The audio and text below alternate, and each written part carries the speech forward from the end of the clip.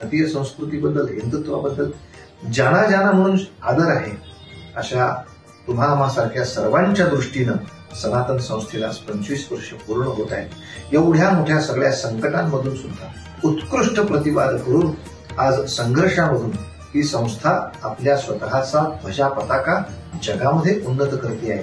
हे पाहून आनंद द्विगुणित होणं स्वाभाविक आहे, शतगुणित होणं स्वाभाविक आहे।